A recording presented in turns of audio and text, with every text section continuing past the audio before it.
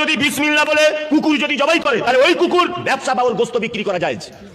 ফতোয়া আলমগীরি বিভাগের অধ্যায় বলা হচ্ছে কেউ যদি কোনো সুন্দরী মেয়েকে দেখে যদি বলে তুমি আমার বউ, আর মেয়েটাও যদি বলে আমিও রাজি হয়ে গেলাম, বলছে তাহলে তার সঙ্গে সহবাস করা যায়, সাক্ষীটা কি কিছু লাগবে না। এই দেখুন বইয়ের ভিতরে লেখা আছে।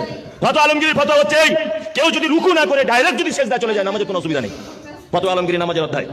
ফতোয়া আলমগীরি জাকাত এবং ওসরের অধ্যায় বলছে কেউ যদি শুকর আর কুকুরের যদি ব্যবসা যদি করে তাহলে তার ওসর লাগবে। কুকুর আর শুকরের ব্যবসা যদি কেউ করে বলছে তার ওষুধ দিতে হবে।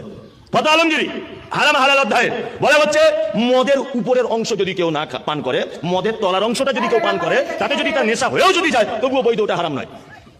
ফতোয়া আলমগীরি এই বইটা আপনাদেরকে প্রয়োজনে আমি দিয়ে যাব, আর আপনার ইমাম সাহেবকে বলে যাবো এটা পড়ে পড়ে শোনাবেন যে মুমতাজুল ইসলাম এগুলো বলেছে, এগুলো ভুল না ঠিক। আল্লাহু আকবার। আল্লাহ সুবহানাহু ওয়া তাআলার ভাষা দেখুন, আল্লাহ তাআলা বলছেন ইত্তাবিউ, তোমরা আনুগত্য করো, মা উনজিলা ইলাইকুম মির রাব্বিকুম, রবের পক্ষ থেকে যেটা অবতীর্ণ হয়েছে তার নাম কি? আল কোরআন। আমরা আল কোরআন এবং হাদিস বাদ দিয়ে পৃথিবীর অনেক মতবাদ আমরা চালিয়ে যাচ্ছি না অনেক দুনিয়ার লেখা বই 850 পৃষ্ঠার বই, এটা দেখুন ফতোয়া আলমগীরি 850 পৃষ্ঠার বই।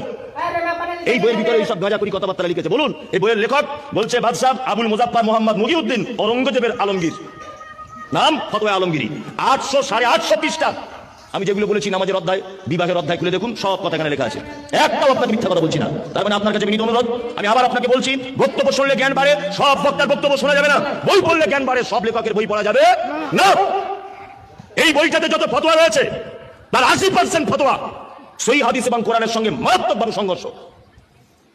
অথচ একদল মানুষ তারা নিজেকে হানাফি বলছে, নিজেকে দেওবন্দি বলছে, নিজেকে অমুক বলছে, নিজেকে তমুক বলছে, এই বইয়ের ফতোয়া দিয়ে সমাজ চালাচ্ছে, অথচ সহিহ হাদিস এবং কোরআন বাদ।